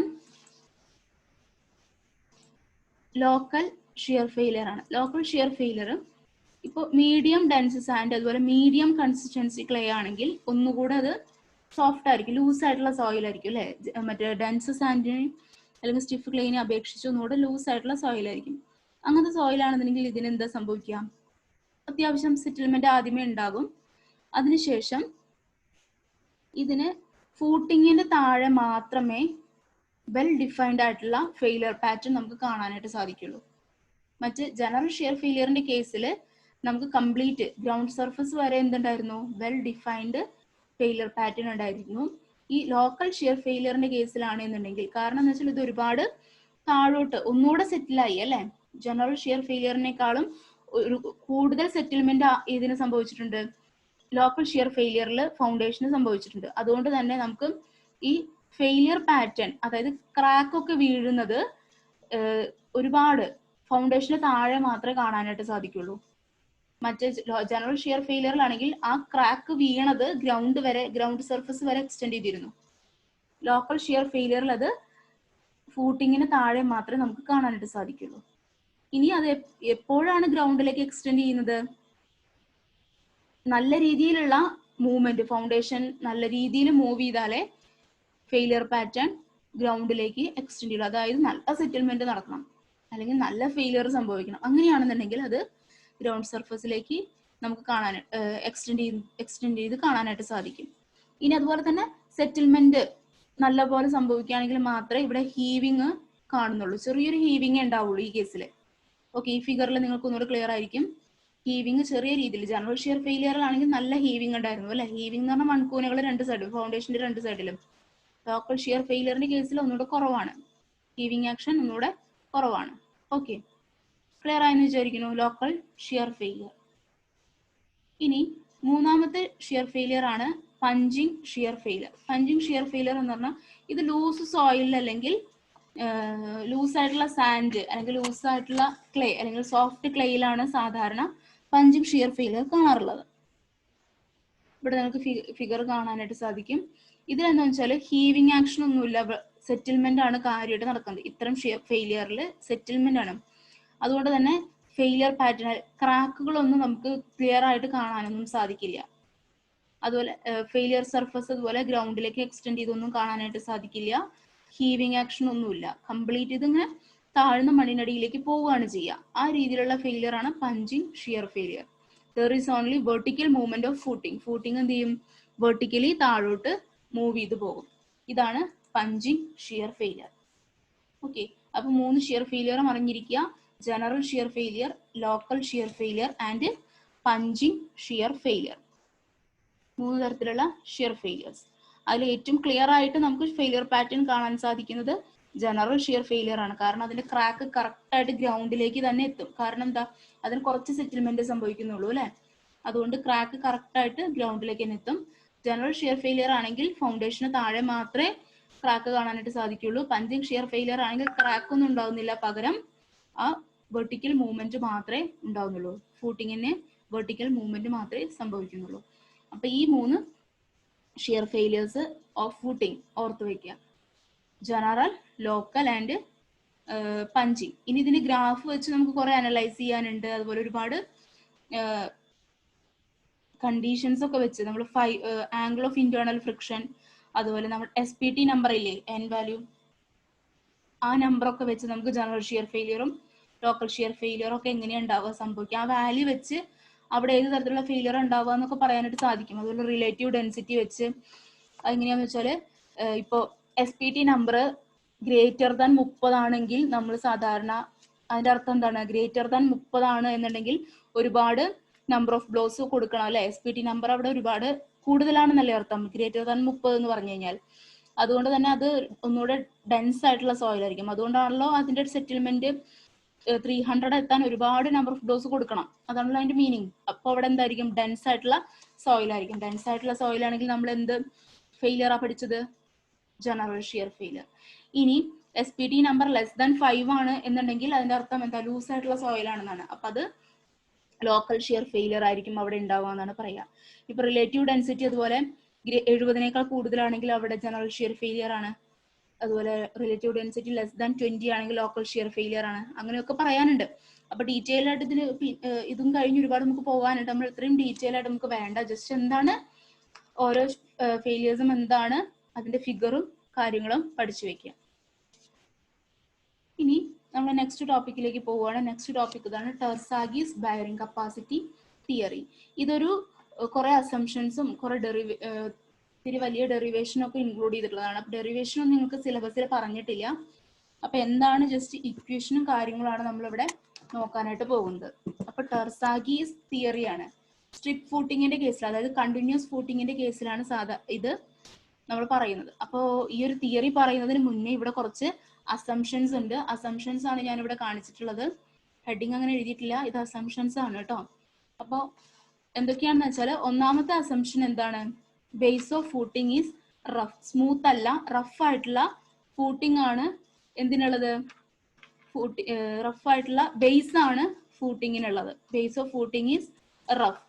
then footing is laid at A shallow depth. അപ്പോൾ ഷാലോ ഫൗണ്ടേഷൻ ആണ്. ഷാലോ ഫൗണ്ടേഷന്റെ കേസിലാണ് ടെർസാഗീസ് ബെയറിംഗ് കപ്പാസിറ്റി നമ്മൾ പറയുന്നത്. ഇനി shear strength of soil above the base of footing is neglected. ഫൂട്ടിങ്ങിന് മുകളിലുള്ള സോയിലിന്റെ ഷിയർ സ്ട്രെങ്ത് നമ്മൾ കൺസിഡർ ചെയ്യുന്നില്ല. അതുപോലെ ലോഡ്, ഫൂട്ടിങ്ങിലേക്ക് വരുന്ന ലോഡ് വെർട്ടിക്കൽ ആണ്, അതുപോലെ യൂണിഫോമിൽ ഡിസ്ട്രിബ്യൂട്ടഡ് ആണ്. ഫൂട്ടിംഗ് എന്ന് പറയുന്നത് വലുതാണ്. ഫൂട്ടിംഗ് ഈസ് ലോങ്, അതായത് L/B റേഷ്യോ എന്ന് പറയുന്നത് ഇൻഫിനിറ്റ് ആണ്. L/B റേഷ്യോ ഇൻഫിനിറ്റ് ആയിട്ടുള്ള കേസിലാണ് ടെർസാഗീസ് ബെയറിംഗ് കപ്പാസിറ്റി തിയറി നമ്മൾ പറയുന്നത്. Shear strength of soil is govern by Mohr Coulomb equation. ഈ മോർ കോളം ഇക്വേഷൻ നമുക്ക് പഠിക്കാനില്ല, ഇതിന്റെ അഡ്വാൻസ്ഡ് ആയിട്ടുള്ള സ്റ്റഡീസിലാണ് നമുക്ക് വേണ്ടത്. ജിയോടെക് അഡ്വാൻസ്ഡ് ആയിട്ട് പഠിക്കുമ്പോഴാണ് നമുക്ക് വേണ്ടത്. അതായത് നിങ്ങൾ ഹയർ സ്റ്റഡീസിലൊക്കെ പഠിക്കുമ്പോൾ മോർ കോളം ഇക്വേഷൻ ഒക്കെ പഠിക്കാനുള്ളതാണ്. അപ്പോൾ ഷിയർ സ്ട്രെങ്ത്, സോയിലിന്റെ ഷിയർ സ്ട്രെങ്ത് നമ്മൾ മോർ കോളം ഇക്വേഷൻ വെച്ചാണ് പറയുന്നത്. ഓക്കെ, ഇത്രയാണ് ടെർസാഗീസ് ബെയറിംഗ് കപ്പാസിറ്റി തിയറിയുടെ അസംഷൻസ്. ഒന്നാമത്തത്, ഫൗണ്ടേഷന്റെ ഫൂട്ടിങ് റഫ് ആണ്, ഷാലോ ഫൗണ്ടേഷൻ ആണ്, വെർട്ടിക്കൽ ആയിട്ടുള്ളതാണ് ലോഡ് വരുന്നത്, അതുപോലെ യൂണിഫോമിൽ ഡിസ്ട്രിബ്യൂട്ടഡ് ആണ്. ഫൂട്ടിങ്ങിന് മുകളിലുള്ള സോയിലിന്റെ ഷിയർ സ്ട്രെങ്ത് നെഗ്ലക്ട് ചെയ്തിരിക്കുകയാണ്. Then shear strength of soil is govern by Mohr Coulomb equation. ഇത്രയാണ് ടെർസാഗീസ് ബെയറിംഗ് കപ്പാസിറ്റി തിയറിയുടെ അസംഷൻസ്. ഇനി നമുക്ക് എന്താണ് ടെർസാഗീസ് ബെയറിംഗ് കപ്പാസിറ്റി ഇക്വേഷൻ എന്ന് നോക്കാം. അപ്പൊ നിങ്ങൾക്ക് ഇവിടെ ഒരു ഫിഗർ കാണും. ഈ ഫിഗർ കണ്ട് പേടിക്കണ്ട. ഈ ഒരു ഫിഗർ വെച്ചാണ് ഡെറിവേഷനും കാര്യങ്ങളെല്ലാം ചെയ്തിട്ടുള്ളത്. സോ ഇത് പറയുകയാണെങ്കിൽ ഒരുപാട് പറയാനുണ്ട്. അപ്പോൾ ജസ്റ്റ് നോക്കി വെക്കുക. ഇത് ഒരു ഫൗണ്ടേഷൻ ആണ്. ഫൗണ്ടേഷനിലേക്ക് വരുന്ന ലോഡാണ് കാണിച്ചിരിക്കുന്നത്. ഇത്രയും ഭാഗത്ത് എന്തുണ്ട്? എർത്ത് ഫിൽ ഉണ്ട്. അപ്പൊ അതിന്റെ അവിടെ ആക്ട് ചെയ്യുന്ന പ്രഷറാണ് ഗാമ DF എന്ന് പറയുന്നത്. ഫൗണ്ടേഷന്റെ വിഡ്ത്താണ് B. ഈ ഫിഗറിൽ നിങ്ങൾക്ക് റേഡിയൽ ഷിയർ സോൺസ് ആണ് കാണുന്നത്, അതുപോലെ പാസീവ് സോൺസ്. അപ്പൊ അതൊക്കെ ഡീറ്റെയിൽ ആയിട്ട് പറയുകയാണെങ്കിൽ നമ്മുടെ ക്ലാസ് വലുതായി പോകും. നമുക്ക് അത്രയും ഡീറ്റെയിൽ ആയിട്ട് പോകേണ്ട ആവശ്യമില്ല, നമ്മുടെ സിലബസിൽ അതില്ല. സോ ഇത്ര ഓർത്ത് വെക്കുക. ടെർസാഗീസ് ബെയറിംഗ് കപ്പാസിറ്റി ഇക്വേഷൻ എന്ന് പറയുന്നത് എന്താണ് നമുക്ക് നോക്കാം. QU ultimate bearing capacity. ഇത് ഏത് കേസിലാണ് പറയുന്നത്? സ്ട്രിപ്പ് ഫൂട്ടിംഗ് അല്ലെങ്കിൽ കണ്ടിന്യൂസ് ഫൂട്ടിങ്ങിന്റെ കേസിലാണ് പറയുന്നത്. എന്താണ് equation? CNC plus QNQ plus 0.5 B gamma N gamma. QU is equal to CNC plus QNQ plus 0.5 B gamma N gamma എന്നാണ് ടെർസാഗിയുടെ ബെയറിംഗ് കപ്പാസിറ്റി ഇക്വേഷൻ. അതിൽ C എന്ന് പറയുന്നത് it is related to cohesion. സോയിലിന്റെ cohesion ആയി ബന്ധപ്പെട്ടിട്ടുള്ള term ആണ് C എന്ന് പറയുന്നത്. ഓക്കെ, Q എന്ന് പറഞ്ഞിട്ടുണ്ടെങ്കിൽ നമ്മൾ നേരത്തെ പഠിച്ചു, അതായത് ഓവർ ബർഡൻ പ്രഷർ ആണ്, അതായത് gamma DF. Q is gamma DF. ഇവിടെയുള്ള സോയിലിന്റെ പ്രഷർ ആണ് Q എന്നതുകൊണ്ട് ഉദ്ദേശിക്കുന്നത്. That is gamma DF. DF എന്താണ്? Depth of foundation. Then B is width of foundation. അപ്പൊ നമുക്ക് പറയാത്ത കുറച്ച് ടേംസ് ഉണ്ട്. എന്തൊക്കെയായിരുന്നു? NC, NQ, N gamma. ഈ NC, NQ, N ഗാമ എന്ന് പറയുന്നത് ടെർസാഗീസ് ബെയറിംഗ് കപ്പാസിറ്റി ഫാക്ടേഴ്സ് എന്നാണ് അറിയപ്പെടുന്നത്. അത് ഡയമെൻഷൻലെസ് ആയിട്ടുള്ള നമ്പേഴ്സ് ആണ്. അതിൽ ഡയമെൻഷൻ ഒന്നുമില്ല. അത് നമ്മുടെ ഷിയർ റെസിസ്റ്റൻസ് ഓഫ് സോയിൽ അത് ഫൈ ഷിയർ റെസിസ്റ്റൻസ് ഓഫ് സോയിലിനെ മാത്രമേ ആംഗിൾ ഓഫ് ഷിയറിംഗ് റെസിസ്റ്റൻസിനെ ഡിപ്പെൻഡ് ചെയ്യുന്ന 3 ഡയമെൻഷൻലെസ് നമ്പേഴ്സ് ആണ്. ഏതൊക്കെ? NC, NQ, N ഗാമ എന്ന് പറയുന്നത്. അപ്പൊ ഇക്വേഷൻ ഓർത്ത് വെക്കുക. CNC plus QNQ plus 0.5 B gamma N gamma. Qന് നമുക്ക് ഗാമ DF എന്ന് എഴുതാം അല്ലെ. ഇനി നോക്കൂ, ഇതാണ് നമ്മുടെ ഇക്വേഷൻ. CNC plus QNQ plus 0.5 B gamma N gamma. അതിൽ 3 ടേംസ് ഉണ്ട് അല്ലെ. CNC എന്ന് പറയുന്ന ഒരു ടേം, QNQ എന്ന് പറയുന്ന രണ്ടാമത്തെ term, 0.5 B gamma N gamma എന്ന് പറയുന്നത് മൂന്നാമത്തെ ടേം. അതിൽ CNC എന്ന് പറയുന്നത് സോയിലിന്റെ കൊഹിഷനുമായി ബന്ധപ്പെട്ടിട്ടുള്ള ടേം ആണ്. CNC നമുക്ക് തരുന്നത് കൊഹിഷൻ ടേം ആണ്. കൊഹിഷനുമായി ബന്ധപ്പെട്ടുള്ള ടേം ആണ് ഇത് CNC എന്ന് പറയുന്നത്. ഫസ്റ്റ് ടേം കാണിച്ചു തരുന്നത്. ഇനി സെക്കൻഡ് ടേം എടുത്ത് നോക്കൂ. QNQ ആണ് സെക്കൻഡ് ടേം അല്ലെ. അതെന്ന് പറയുന്നത് QNQ. Q എന്ന് പറഞ്ഞു കഴിഞ്ഞാൽ ഗാമ DF. Qനെ നമുക്ക് എങ്ങനെ റീപ്ലേസ് ചെയ്യാം? ഗാമ DF എന്ന എന്നത് വെച്ച് റീപ്ലേസ് ചെയ്യാം അല്ലെ. Gamma D F. D F എന്ന് പറഞ്ഞാൽ എന്താ? Depth of foundation. അപ്പൊ ഇത്രയും ഭാഗമാണ് അല്ലെ, ഇത്രയും ഭാഗമാണ് ഗാമ ഡി എഫ് എന്ന് പറഞ്ഞ ഭാഗത്ത് വരുന്നത്. ഓക്കെ, ഞാൻ ഈ ഹാച്ച് ചെയ്ത ഭാഗം ഡി എഫ് എന്ന് പറയുമ്പോൾ ഇത്രയും ഭാഗം. അതായത് ഈ ഗാമ ഡി എഫ് എന്നുള്ള ടേം നമുക്ക് തരുന്നത് എന്താണ്? Character of soil above foundation. ഫൗണ്ടേഷന് മുകളിലുള്ള സോയിലിന്റെ ക്യാരക്ടറാണ് സെക്കൻഡ് ടേം കാണിച്ചു തരുന്നത്. Gamma D F N Q. D F എന്ന് പറഞ്ഞാൽ ഡെപ്ത് ഓഫ് ഫൗണ്ടേഷൻ. അപ്പൊ ഇത്രയും ഭാഗമാണ് വരുന്നത്. അപ്പൊ ഇത്രയും ഭാഗത്തെ സോയിലിന്റെ ബിഹേവിയർ ആണ് സെക്കൻഡ് ടേം നമുക്ക് കാണിച്ചു തരുന്നത്. ഇനി തേർഡ് ടേം എന്താണ്?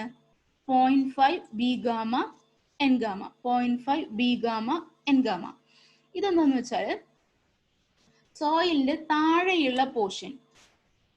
താഴെയുള്ള പോർഷനിലെ സോയിലിന്റെ ക്യാരക്ടറാണ് കാണിച്ചത്. താഴെയുള്ള പോർഷൻ എന്ന് പറയുന്നത് എത്ര ഡെപ്ത് വരെ ആകാം?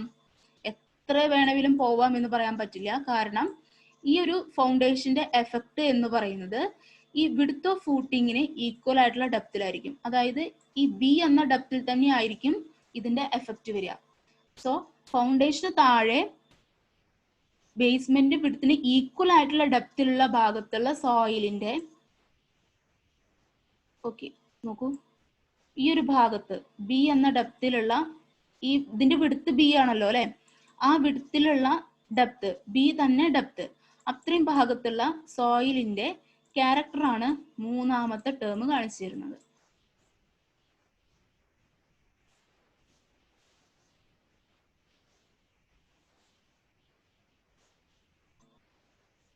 Character of soil just below the foundation. Effect will be up to a depth equal to width of foundation. ഇതിന്റെ എഫക്റ്റ് എന്ന് പറയുന്നത് വിഡ്ത്ത് ഓഫ് ഫൗണ്ടേഷന്റെ അത്രയും ഡെപ്തിലായിരിക്കും ഉണ്ടായിരിക്കുക. ഓക്കെ, അപ്പൊ ഇതിന്റെ ഓരോ ടേം എന്തിനാ ഡിനോട്ട് ചെയ്യുന്നതെന്ന് മനസ്സിലായില്ലേ? സി എൻ സി എന്ന് പറയുന്നത് കൊഹിഷനെ കാണിച്ചിരുന്നു. ക്യു എൻ ക്യു, ക്യൂവിനെ നമുക്ക് ഗാമ ഡി എഫ് എന്ന് എഴുതാം. സോ ഫൗണ്ടേഷന് തൊട്ട് മുകളിലുള്ള സോയിലിന്റെ ക്യാരക്ടറാണ് കാണിച്ചിരുന്നത്. 0.5 ബി ഗാമ എൻ ഗാമ എന്നുള്ള ടേം എന്ന് പറയുന്നത് സോയിലിന് താഴെയുള്ള ഫൗണ്ടേഷന് താഴെയുള്ള സോയിലിന്റെ ബിഹേവിയർ ആണ് കാണിച്ചു തരുന്നത്. ഇനി നിങ്ങൾ ഇത് ജസ്റ്റ് ഒന്ന് ഓർത്ത് വയ്ക്കുക, നമ്മൾ ആംഗിൾ ഓഫ് ഷിയറിംഗ് റെസിസ്റ്റൻസിന്റെ വാല്യൂവിനെ ഡിപ്പെൻഡ് ചെയ്തുകൊണ്ടാണ് N C N Q N ഗാമയ്ക്ക് നമ്മൾ വാല്യൂ കൊടുക്കുന്നത് അല്ലെ. അതായത് 5 വാല്യൂ 0 എന്ന് പറഞ്ഞാൽ കൊഹസീവ് സോയിലാണ്.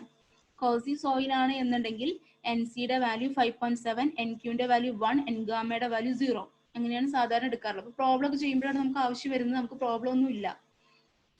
ഇത്രയാണ് ഈ ഇക്വേഷൻ പഠിച്ചു വെക്കുക.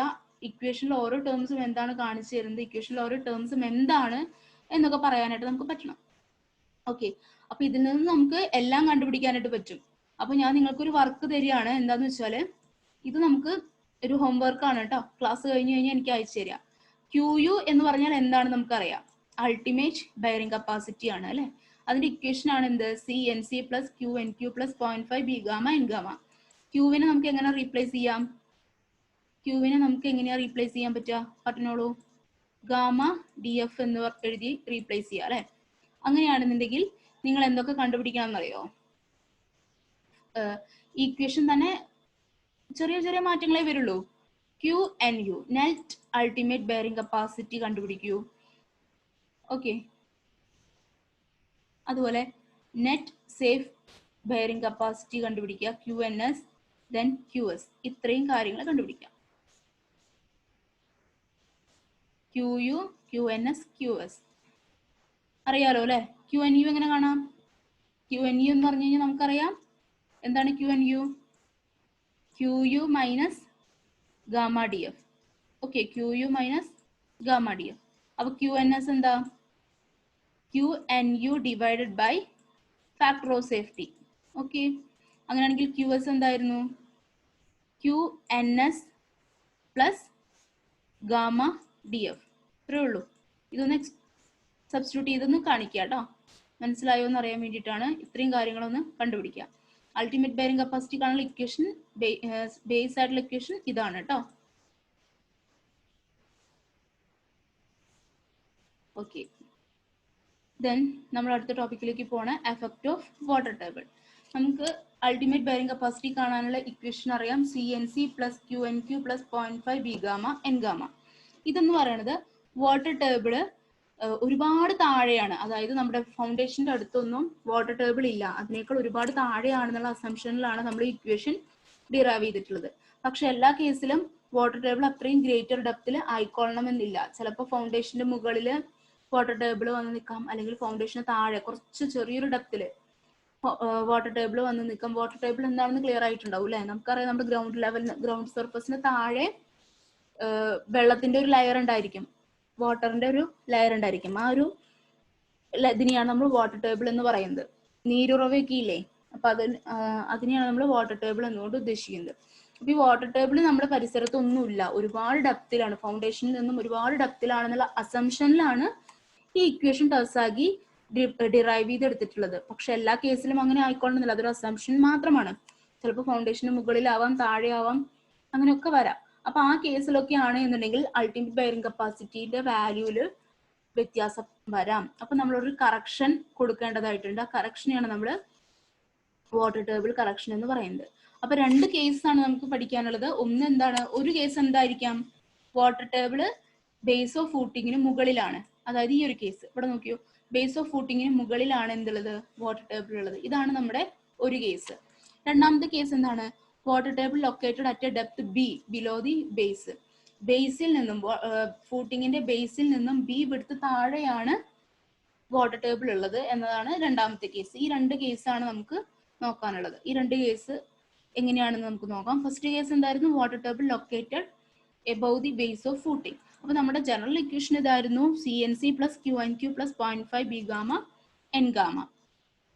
ഓക്കെ, അപ്പൊ നമ്മുടെ വാട്ടർ ടേബിൾ നിൽക്കുന്നത് ബേസ് ഓഫ് ഫൂട്ടിങ്ങിന് മുകളിലാണ്. ഓക്കെ, അപ്പൊ വാട്ടർ ടേബിൾ വരെയുള്ള ഡെപ്ത് ആണ് DW. അതിനുശേഷം വാട്ടർ ടേബിളിൽ നിന്ന് ബേസ് ഓഫ് ഫൂട്ടിങ്ങിലേക്കുള്ള ഡെപ്ത് ആണ് A.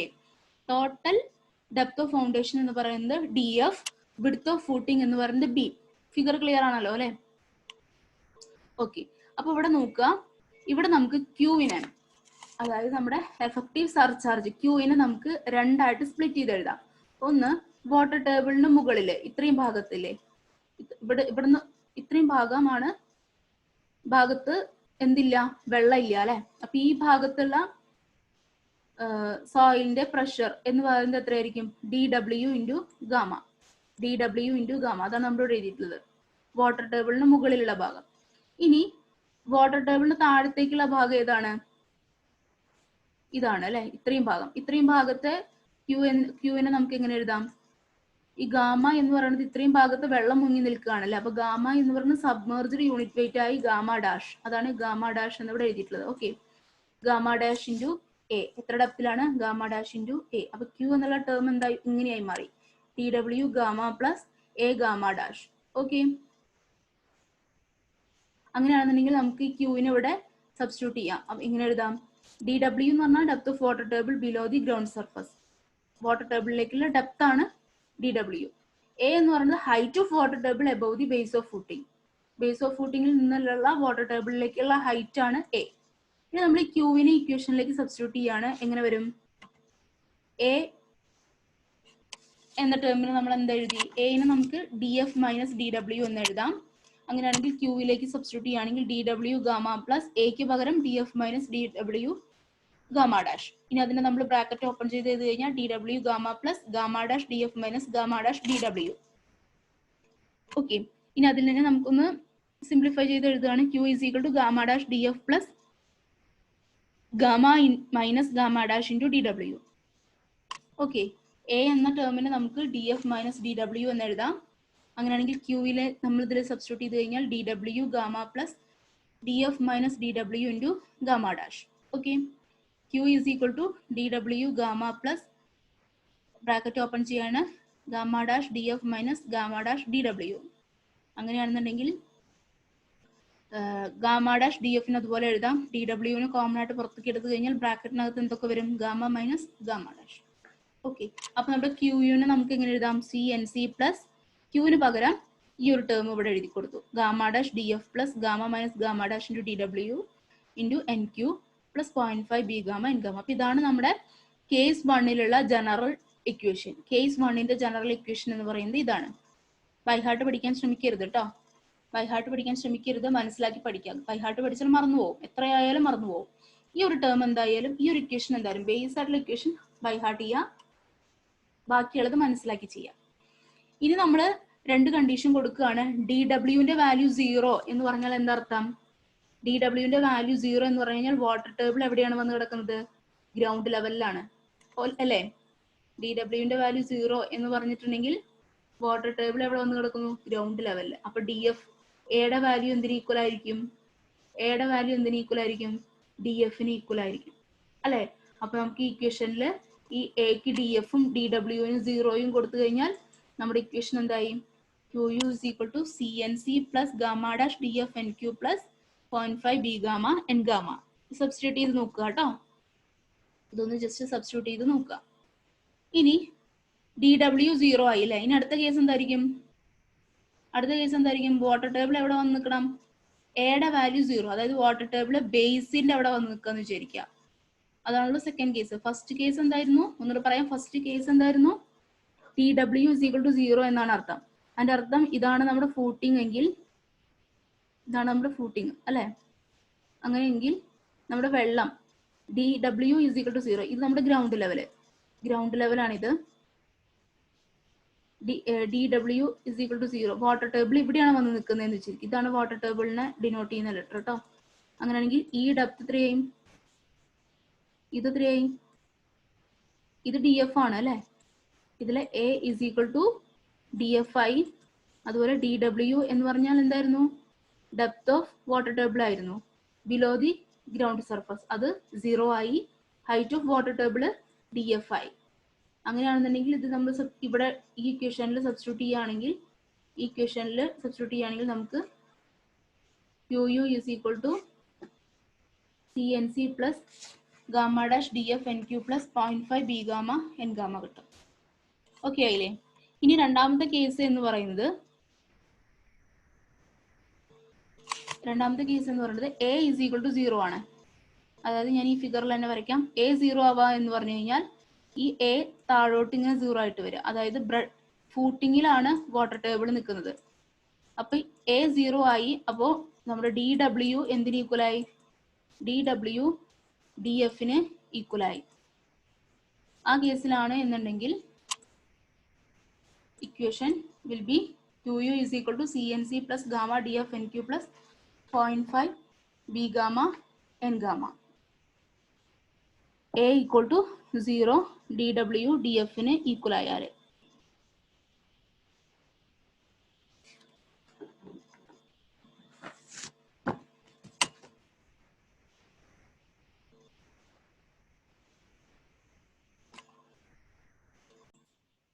എ ഈക്വൽ ടു 0 ആയി കഴിഞ്ഞാൽ Q U is equal to C N C plus gamma D F N Q plus 0.5 B gamma dash ഉണ്ടായിരിക്കും കേട്ടോ. B gamma dash typing mistake ആണ്, correct ചെയ്യണേ.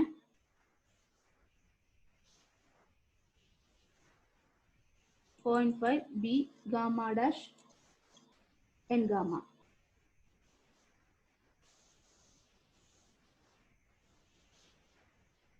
Okay, അപ്പൊ ഇതാണ് നമ്മുടെ ഫസ്റ്റ് കേസ്. ഇനി രണ്ടാമത്തെ കേസ് നോക്കാം നമുക്ക്.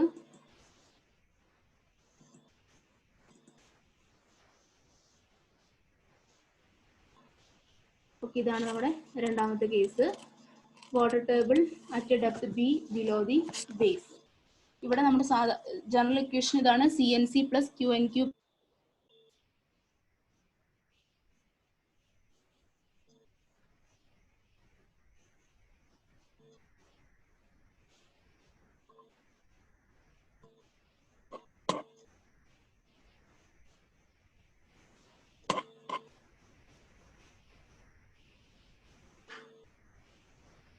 ഓക്കെ. നെറ്റ് എന്തോ ഒരു ഇഷ്യൂ ഉണ്ടായിരുന്നു. കേൾക്കുന്നുണ്ടെന്ന് വിചാരിക്കുന്നു.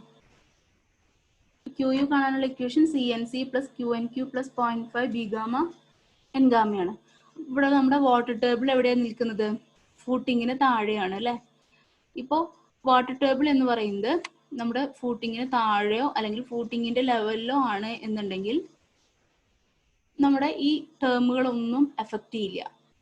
ഓക്കെ, ഈ ആദ്യത്തെ രണ്ട് ടേമിനെ അത് എഫക്ട് ചെയ്യോ? കാരണം ആദ്യത്തെ ടേം എന്ന് പറയുന്നത് സി എൻ സി ആണ്. രണ്ടാമത്തെ ടേം എന്ന് പറയുന്നത് അത് കൊയിഷനുമായി ബന്ധപ്പെട്ടുള്ളതാണ്. അപ്പൊ അതിനെന്തായാലും എഫക്ട് ചെയ്യില്ല. പിന്നെ ക്യു എൻ ക്യു എന്ന് പറഞ്ഞിട്ടുണ്ടെങ്കിൽ എവിടം വരെയുള്ളതാണ്? ഫൂട്ടിങ്ങിന് മുകളിലുള്ള സോയിലിന്റെ ക്യാരക്ടറാണ്. അപ്പോൾ വാട്ടർ ടേബിള് ഈ കേസിൽ, രണ്ടാമത്തെ കേസിൽ നമ്മൾ അസ്യൂം ചെയ്യുന്നത് ഫൂട്ടിങ്ങിന്റെ ലെവലിലോ അല്ലെങ്കിൽ ഫൂട്ടിങ്ങിന്റെ താഴെ ഒന്നാണ്. അപ്പൊ മുകളിലുള്ള സോയിലിന്റെ അവിടത്തേക്ക് വെള്ളം വരുന്നില്ല. അപ്പൊ മുകളിലുള്ള സോയിലിനെ വാട്ടർ ടേബിള് എഫക്ട് ചെയ്യുന്നില്ല. സോ രണ്ടാമത്തെ ടേമിനും എഫക്ട് ചെയ്യില്ല. അപ്പോൾ മൂന്നാമത്തെ ടേമിനെയാണ് അത് ബാധിക്കുന്നത്. അപ്പോൾ ഫൂട്ടിങ്ങിന്റെ ലെവലിലോ അല്ലെങ്കിൽ അതിന് താഴെയോ ആണ് എന്നുണ്ടെങ്കിൽ നമ്മുടെ ഗാമ കാണാനുള്ള ഇക്വേഷൻ ആണിത്. Gamma dash plus B by B minus gamma minus gamma dash. ഇപ്പൊ ഗാമ ഡാഷ് എന്ന് പറഞ്ഞു കഴിഞ്ഞാൽ സബ്മേർജ്ഡ് യൂണിറ്റ് വെയിറ്റ് ആണ്. സ്മോൾ ബി എന്ന് പറയുന്നത് ഡെപ്ത് ഓഫ് വാട്ടർ ടേബിൾ ആണ് from base of footing. Capital B എന്ന് പറയുന്നത് വിഡ്ത്ത് ഓഫ് ഫൂട്ടിങ്. ഓക്കെ, ഒക്കെ നമുക്കറിയാം. അങ്ങനെയാണെന്നുണ്ടെങ്കിൽ നമ്മുടെ ക്യു യുയിലെ മൂന്നാമത്തെ ടേമിലെ ഗാമയ്ക്ക് പകരം നമുക്ക് ഈ ടേം സബ്സ്റ്റിറ്റ്യൂട്ട് ചെയ്യാം. ഓക്കെ, അപ്പൊ ഇതായിരിക്കും നമ്മുടെ രണ്ടാമത്തെ കേസിലെ ജനറൽ ഇക്വേഷൻ. ഇതായിരിക്കും.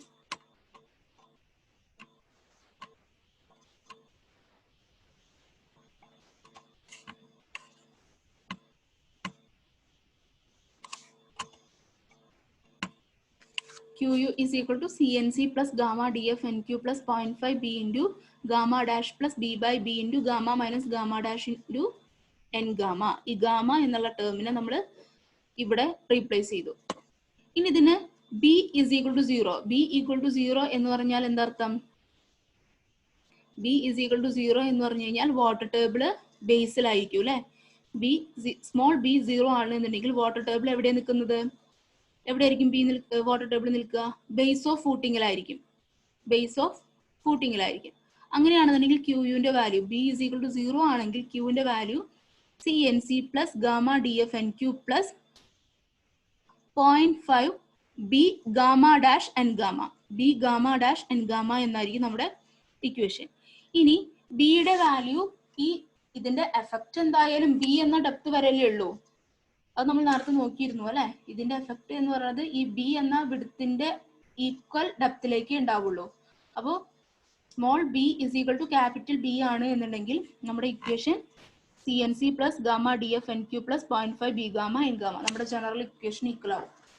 നമ്മുടെ ജനറൽ ടെർസാഗീസ് ബെയറിംഗ് കപ്പാസിറ്റി ഇക്വേഷന് ഈക്വൽ ആയിട്ട് തന്നെ വരും അല്ലെ, ബി എന്ന ഡെപ്തിലാണെങ്കിൽ. അതിന്റെ അർത്ഥം എന്താണെന്ന് വെച്ചാല് നമ്മുടെ ഗ്രൗണ്ട് വാട്ടർ ടേബിൾ ലൊക്കേറ്റ് ചെയ്തിട്ടുള്ളത് ബി എന്ന വിഡ്ത്തിലോ അല്ലെങ്കിൽ ഗ്രേറ്റർ ദാൻ ബിയിലോ ആണ് എന്നുണ്ടെങ്കിൽ there is no effect on ultimate bearing capacity.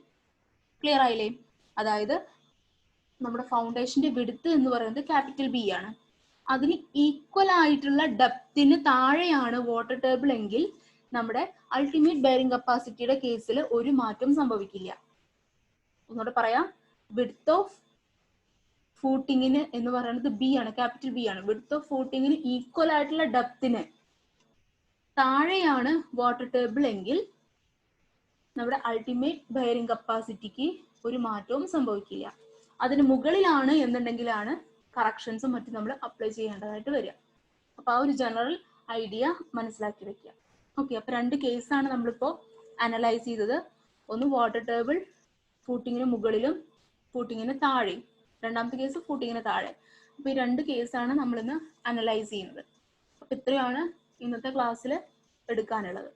അപ്പൊ ഇന്ന് നമ്മൾ ബെയറിംഗ് കപ്പാസിറ്റി എന്താണെന്ന് നോക്കി, ഷിയർ ഫെയിലിയേഴ്സ് ഏതൊക്കെയാണെന്ന് നോക്കി, ടെർസാഗീസ് ബെയറിംഗ് കപ്പാസിറ്റി ഇക്വേഷൻ എന്താണെന്ന് നോക്കി, അതിന്റെ അസംഷനും കാര്യങ്ങളൊക്കെ നോക്കി, എഫക്ട് ഓഫ് വാട്ടർ ടേബിൾ. ഇത്രയാണ് ഇന്നത്തെ ക്ലാസ്സിലുള്ളത്. ഇനി ഈ ഒരു മൊഡ്യൂൾ തീരണമെങ്കിൽ നമുക്ക് പ്ലേറ്റ് ലോ ടെസ്റ്റും അതിന്റെ ലിമിറ്റേഷൻസും കൂടെ പ്രത്യേകം സ്പെസിഫൈ ചെയ്തിട്ടുണ്ട് സിലബസിൽ, അതുകൂടെ ഉണ്ട്. അത് എടുക്കുകയാണെന്നുണ്ടെങ്കിൽ നമ്മുടെ ഇന്നിപ്പോൾ തീരില്ല. സോ അപ്പോൾ അത് നെക്സ്റ്റ് ക്ലാസ്സിൽ നമുക്ക് ഇൻക്ലൂഡ് ചെയ്യാം. എക്സാമിന് നിങ്ങൾ അപ് ടു ദിസ് പോർഷൻ പഠിക്കുക കേട്ടോ. ഇത്രയും ഭാഗം വരെ, ഈ ഒരു സ്ലൈഡ് വരെയുള്ള പോർഷൻസ് പഠിക്കേണ്ടതാണ്. ഓക്കെ, അപ്പം ഞാൻ ഇന്നത്തെ ക്ലാസ് വൈൻഡപ്പ് ചെയ്യാണ്. എക്സാമിന് നന്നായി പഠിക്കുക. All the best. Thank you.